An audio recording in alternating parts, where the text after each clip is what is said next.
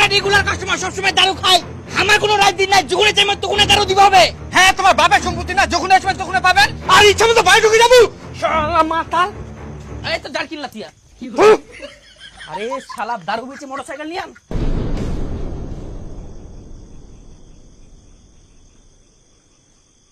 আরে বাপ, রাত হয়ে গেলে।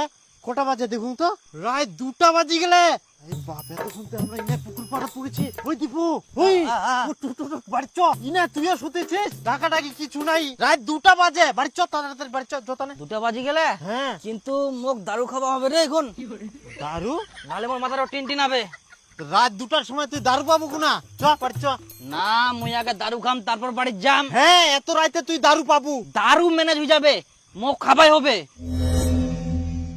কই বৌদি, বৌদি, সকালে গেলে উঠে উঠে মোক দারু খাওয়া হবে।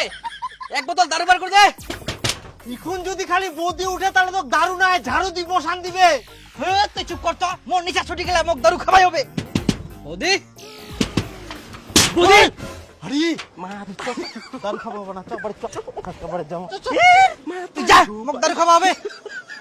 বাইরে কই বৌদি, এই আজকে মার খাবে। দূর, তুই কি করবো কর, মুই কিনো বুঝে ঠেলা। কই বৌদি। আহ, দরজা বুঝি খুলবা না, ঘুমাই গ্যাঙ্গল হয়ে গেলে।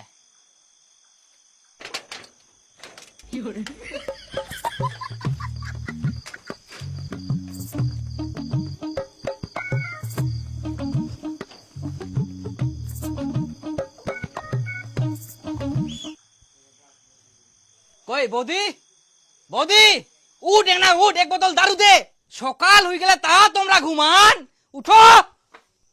কে রে তুই? বাড়ির ভিতর ঢুকি ওদের রাতে দারু দারু চেঁচাইস? মুই বরকাতা, মুই রেগুলার কাস্টমার।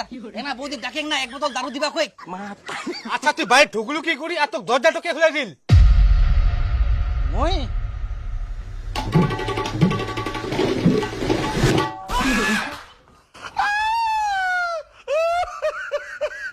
তুই তো আচ্ছা মাতাল, অর্ধেক রাতে গাছের উপর দিয়ে বাড়ি ঢুকি যাইস। তোর দারু নাই, ধরিতে মাইর দেওয়া উচিত। কেনে মাই দিবেন? হ্যাঁ, আমরা রেগুলার কাস্টমার, সব সময় দারু খাই। আমার কোনো রাত দিন নাই, যখন চাইবেন তখন দারু দিতে হবে। হ্যাঁ, তোমার বাপের সম্পত্তি না, যখন আসবেন তখন পাবেন। আর ইচ্ছা মতো বাড়ি ঢুকে যাবো। শালা মাতাল। এই তো জার কিনলা তিয়া। আরে শালা দারু বেচে মোটরসাইকেল নিয়ে আন। বরকাদা এনা বুঝেন, না বুঝেন, এক বোতল দারু দাও, এক বোতল। বর কষ্ট কান না বুঝেন। ভাগ এখান থেকে।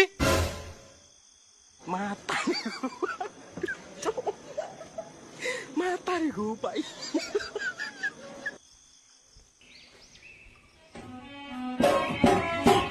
কি রে চাঁদনি, কেমন মহিলা রে তুই?